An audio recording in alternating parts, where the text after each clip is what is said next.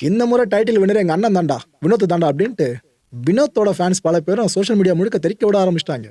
எங்க பார்த்தாலும் title winner Vinod தான் பாத்தீங்களா, சும்மா இருந்த மனுஷனை சொரிஞ்சு விட்டு இவ்வளவு கோவப்பட வச்சு ரியல் அக்ரஷனை என்னன்றதை பார்க்க வச்சிட்டீங்கன்னு வினோத் சார்ந்து பல பேர் பேச ஆரம்பிச்சிட்டாங்க.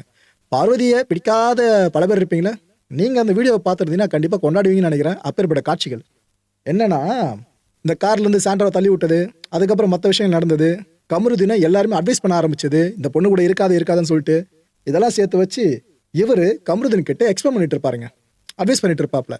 இந்த மாதிரி பண்ணி தள்ளி விடுறது தப்புப்பா, எனக்கும் மனசாட்சி இருக்குப்பா, அவன் பாவம் பண்ற மாதிரி பேசிட்டே இருக்கும்போது இவங்க உள்ள வந்துருவாங்க.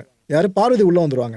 கடுப்பான வினோத், நான் உங்ககிட்ட பேசலையே, பக்கத்துல தானே பேசுறேன் கமருதீன், எதுக்கு நீ வரேன்ட்டு கேட்கவே சண்டை வந்துடும் பாருங்க. ரெண்டு பேருக்கும் அடிச்சுக்காத குரன் அப்படி கூட சொல்ல முடியாது, ஏன்னா ரெண்டு பேரும் தட்டி விட்டுப்பாங்க. மற்றபடி பஞ்சு கிஞ்சு தான் வைக்கல, அப்படி போயிட்டு இருந்துச்சு.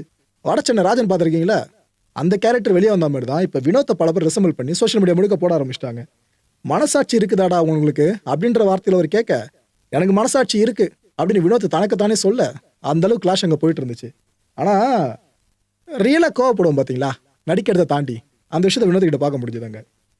ஒரு கட்டத்தில் பார்வை அடிக்கிறதுக்கு பாஞ்சிட்டாருங்க வினோத்.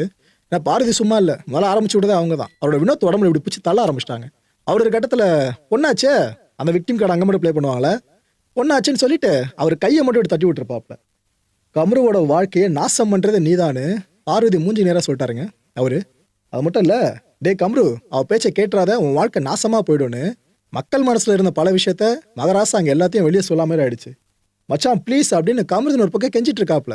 மற்றவங்கள தான் சிலிப்பிக்கிட்டு போவார் வினோத். கானா பாடல் மட்டும் நல்லா பாடுவான்னு நினைக்காதீங்க, நல்லா பாக்ஸரும் கூட. ஸோ அவர்கிட்ட போய் கெஞ்ச ஆரம்பிச்சிட்டாப்ல, மச்சி ப்ளீஸ் அதெல்லாம் ஒன்றும் இல்லை ஒன்று அவரை சமாதானப்படுத்திட்டு இருக்காரு. பார்வதி என்ன பண்ணிட்டாங்க, காரி துப்புறாங்க. ஒரு ஷோவில் நடக்குதுங்க இந்த குடும்பம்லாம், காரி துப்புறாங்க. இது எல்லாம் அப்படியே வருது ஜூம் ஷாட்டில் ஒன்றுனாவும். ஒரு ஆணை ஒரு பெண் ஈஸியாக யூஸ் பண்ணிக்கலாம். இந்த டைமை பலமுறை கேள்விப்பட்டிருப்பீங்களா, அதை நீங்கள் ரியாலிட்டியாக தெரிஞ்சுக்கணும்னாக்கா இந்த ஷோ கர்மத்தை பாருங்க, உங்களுக்கே புரிஞ்சிடும்னு நினைக்கிறேன். அந்த பாட்டில் எபிசோட் மட்டும் தான் பார்க்க சொன்னேன், மற்றபடி ஃபுல்லாக நான் சொல்லலை.